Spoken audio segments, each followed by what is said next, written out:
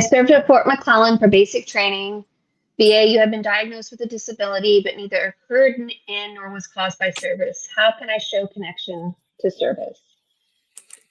So I wanted to read this one off because we do a lot of Fort McClellan claims. I know Allison, your team does as well.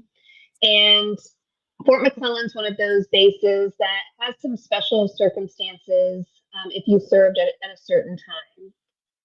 But I think the broad question here is, how do I show a connection to service if you have a diagnosed disability? You have to do it through a couple of ways. Either directly, you had something happen in service that is linked to it, and you can show a diagnosis in service and one now, and continuity of the symptoms. Secondary service connection, all of that, but presumptive service connection, you just have to show them.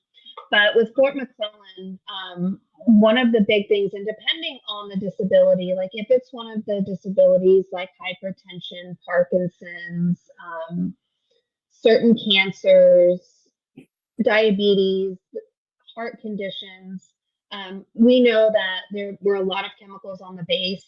And so if you can prove that you were exposed to those chemicals and those chemicals then caused your disabilities, then you could be able to get its service connection. So look at all of the ways possible.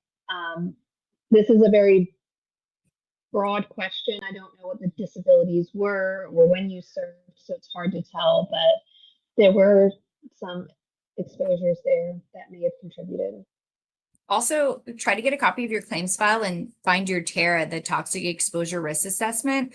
Some of them have really good information on them and will say, like, if you were in military police at Fort McClellan and you had these exposures, or you had this MOS and you had these exposures, some of them are good and you can build off of that, because sometimes they'll give you the exposures but then still deny it because, again, the people who don't really have a lot of experience making those initial decisions. And then from there you can build a case. But a lot of times those Fort McClellan cases probably going to have to go to the board, but you need to build off of the information you have. It really depends on where you served in the base, what your duties were, where you were located, to give more information. But it's definitely possible. I feel like eventually they're going to have to do presumption for Fort McClellan.